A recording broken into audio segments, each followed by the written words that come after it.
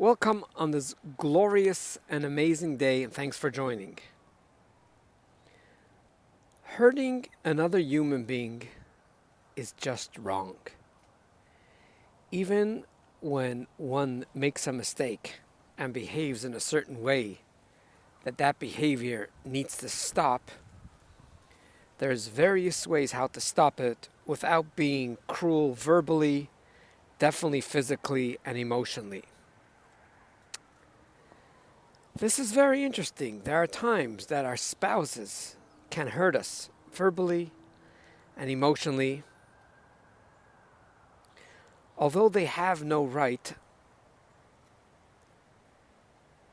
I believe there are two categories to put in why they hurt us. One is because we are doing something wrong which we do not realize ourselves. That doesn't mean that gives them permission. Now, the spouse that hurts me, that spouse is meant to stop. That's their business. But if I suspect, for whatever conscious or subconscious reason, I am perhaps provoking, or I know I'm doing something that irks them and bothers them. Many times we know our spouses don't want certain things, and because we get caught up within ourselves, we do it. Instead of talking to them how much they hurt us and it's wrong, and perhaps they should say it in a nice way, so on and so forth, which is all right. You're right. That's their calculation. Our calculation as human beings is that we should do our part. When there's two wrongs, there's one person we all have control over, is ourselves. So the first person we should be taking care of is ourselves and saying, you know what, I know my spouse is wrong, or I know my friend is wrong, but I'm not here to take care of their wrongs, of their mistakes, of their cruelty. I'll take care of mine. I know he or she told me a while ago they do not like it. It irks them, it bothers them, although I have no clue why, which I should go find out from a therapist what's going on. Some people, their whole lives could could fall apart if the door of the cabinet is not closed, and so on and so forth. Yeah, we all have interesting stories about what we apparently think is petty things, but they're not petty to the subconscious mind. There's a reason why it bothers people. That's the first category. So to summarize, the first category is that someone is not nice to us, but yet quietly we won't want to admit it, but it's between me and you that we did perhaps something that's not something that they personally enjoy or want, and they asked us not to, or if we actually bug them. Then there's the second category, and the second category would basically fall into misery likes, and I forgot the last word. Misery likes, but you know the last word. It's going to come to me in a few seconds. So people which are miserable, company, that's the word. Misery likes company. Simple words slip my mind as well. Misery likes company. So if I come into the house and I see you happy, and most times it happens subconscious, I cannot stand that you're happy. It bugs me, because like attracts like, and right now I don't feel like something is wrong. So I've seen all types of things being done, literally saying things that will provoke a fight, pushing buttons that you know will get the other person in a very bad situation. And there are times that there's so many people talk to me and they blame themselves. It's unclear, because obviously if someone comes home from work or someone walks into the house and you could see them so frustrated, so angry, it must be it's my fault.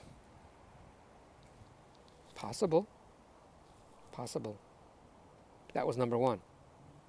When you know, or after you go to marriage counseling, or after you have conversations with your friend or with your spouse or with your lover, whoever it is, and you get a good sense, no, it is not me, then no, it's just misery loves misery. And by the way,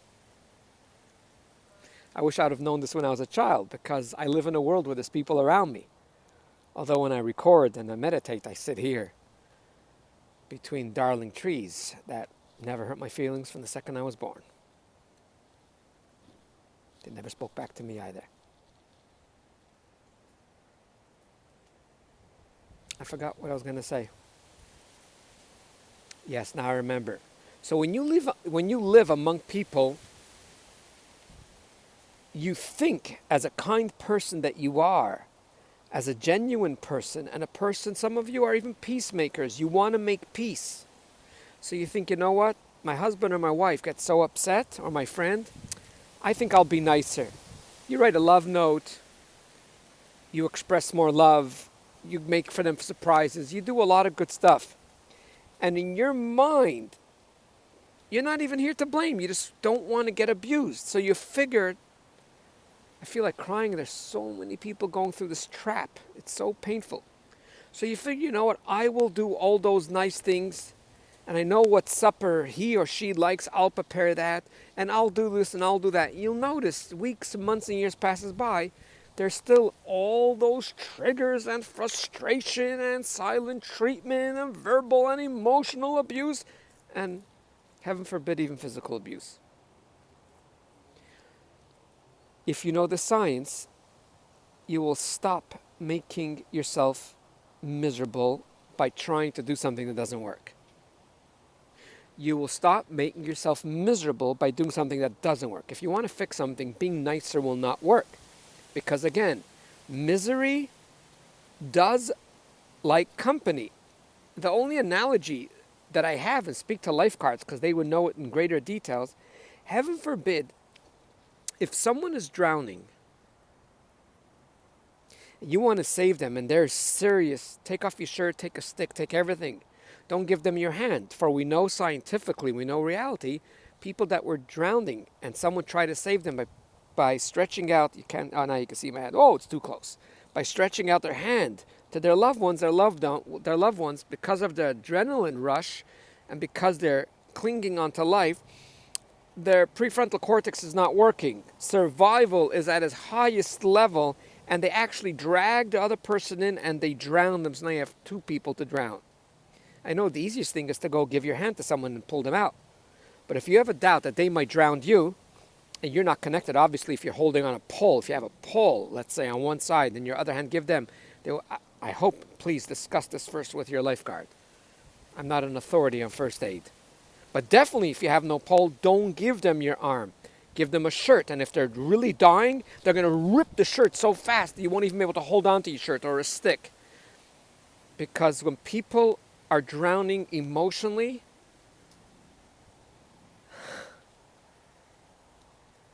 they can't.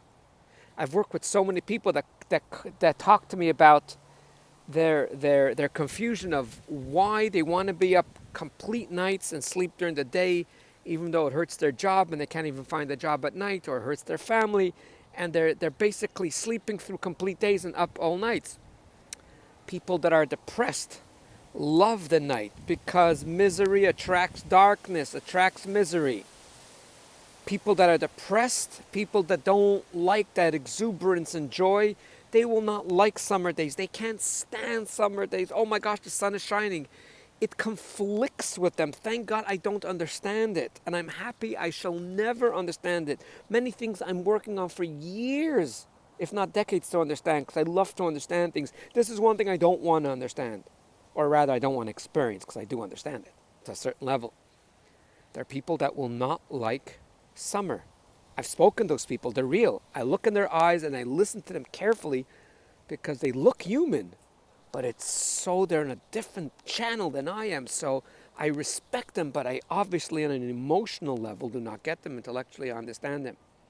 So therefore, the person that's struggling deep inside, the person that's miserable, there's one thing they will not like. They will not like being by music, by a wedding dancing. They will bring something to read. They will find an excuse why they have to make a telephone call.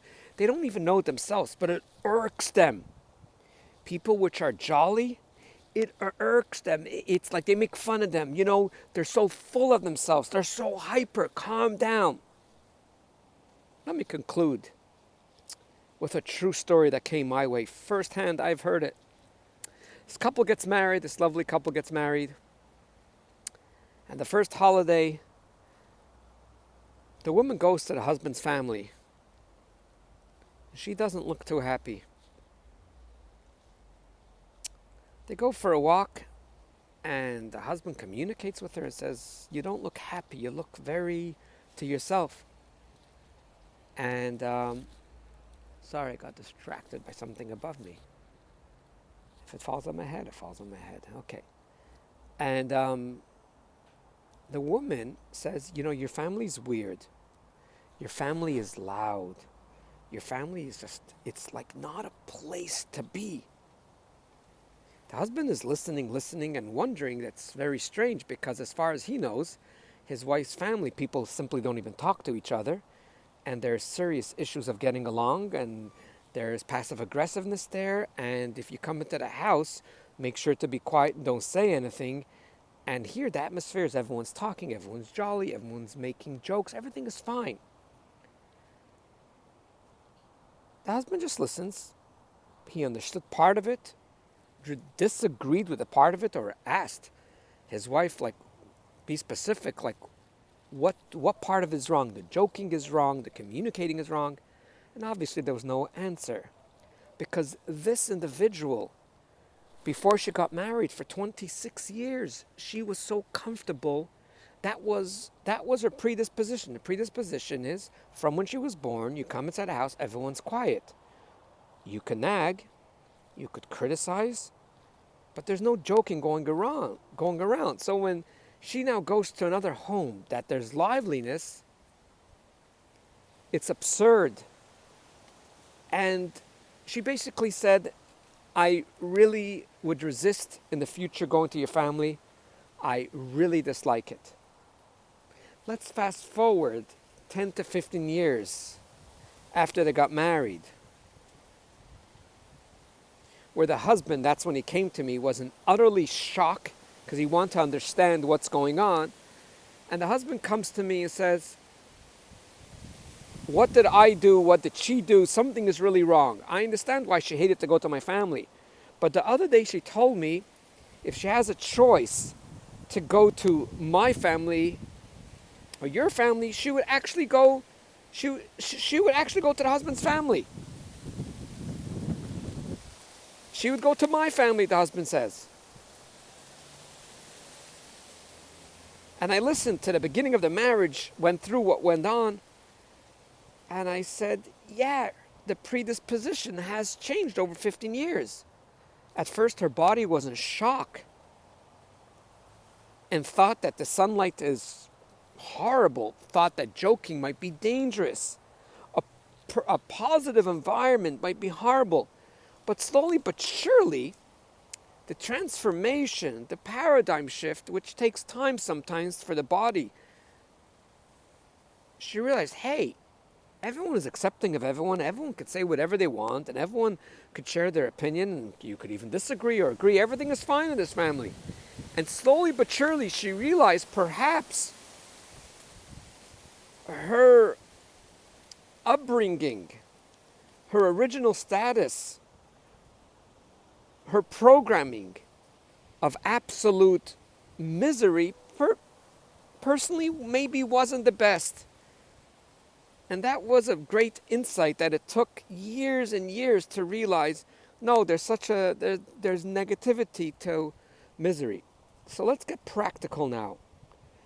So what do you do if we're not going to continue to feed them better, to take care of them better, to buy them gifts greater? What do we do? That's a good question. We'll have to leave that for another clip, for another time.